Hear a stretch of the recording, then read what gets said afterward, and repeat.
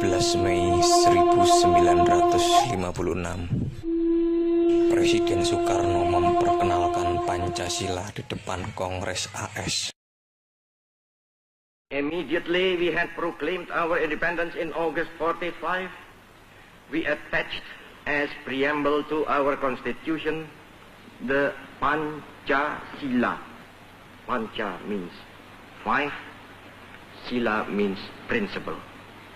The Pancasila, the five guiding principles of our national life.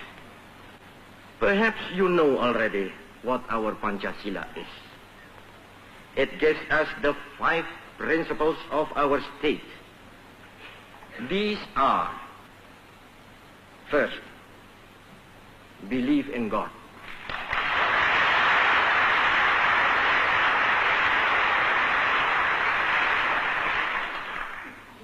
Second, nationalism. Third,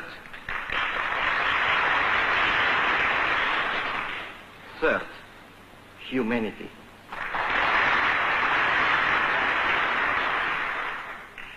Fourth, democracy.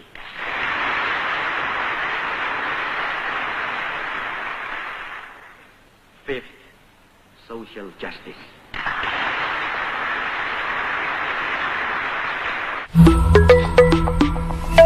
Audio Jungle. Nah, saat itu Bung Karno pada tanggal 1 Juni tahun 1945 mengusulkan, saudara, supaya kalau Indonesia nanti merdeka punya dasar negara namanya Pancasila. 5 dasar. Sila pertama, Bung Karno mengusulkan peri kemanusiaan, kemudian peri kebangsaan, sedangkan peri ketuhanan diletakkan di sila yang kelima, sila terakhir. Ini ditolak oleh ulama, saudara. Kiai Haji Wahid Hasim menolak, Kiai Haji Abdul Qahar Mudakir menolak, Kiai Haji Agus Salim menolak. Kenapa mereka menolak? Enggak pantas ketuhanan ditaruh di sila terakhir. Enggak boleh sila ketuhanan diletakkan pada sila buntut. Ini fakta sejarah. Karena itu para ulama kita berjuang dalam forum BPPKI supaya ketuhanan naik menjadi sila yang pertama.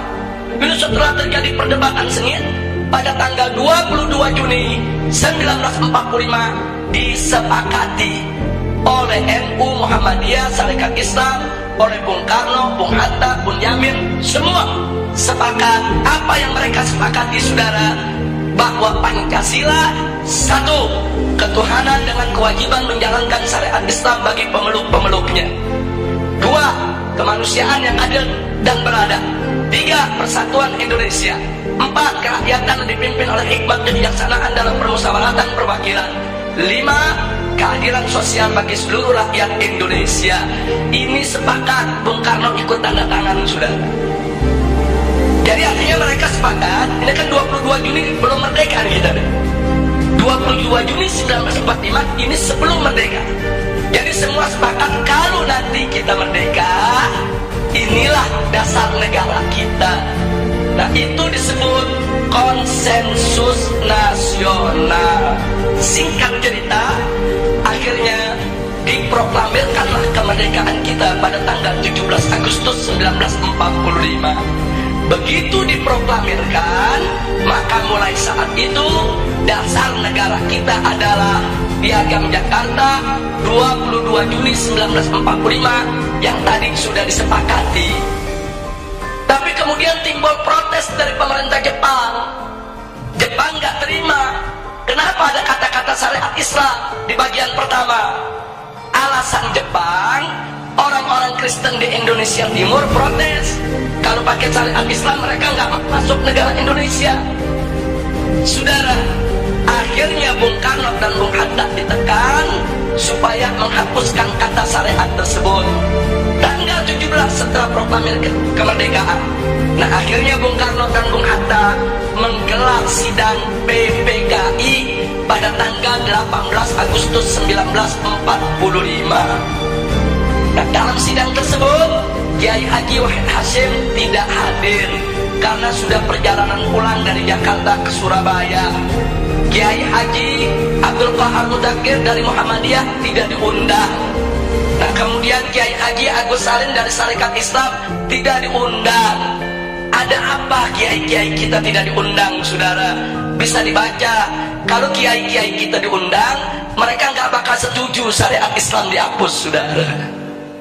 Makanya supaya ini lolos, ini goal, kiainya nggak usah diundang, saudara. Jadi marginalisasi ulama itu udah mulai terjadi semenjak kita kemerdekaan, saudara. Disingkirkan ulama kita. Akhirnya begitu digelar sidang, ya hanya 2 jam sidangnya. Sidangnya cuma 2 jam terburu-buru. Kemudian sila pertama Pancasila diganti.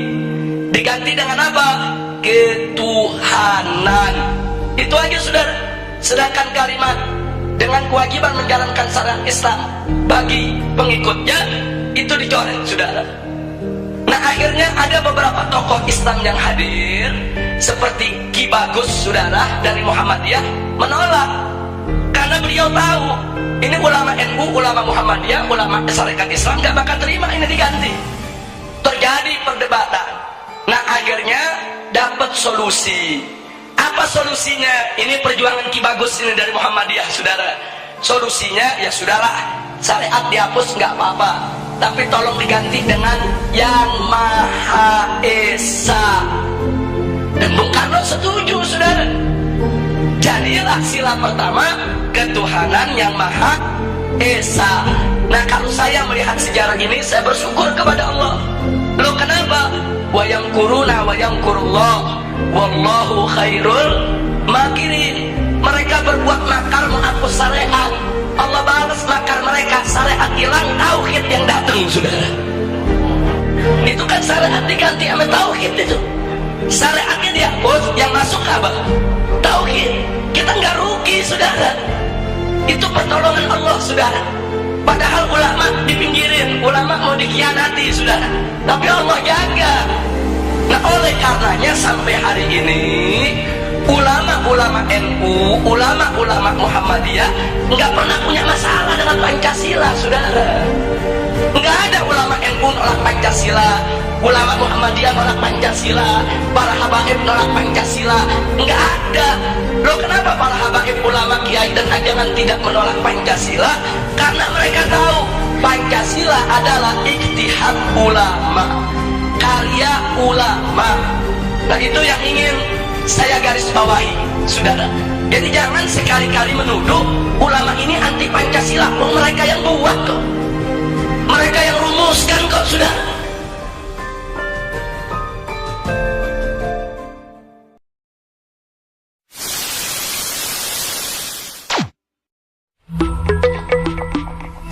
Audio Jungle.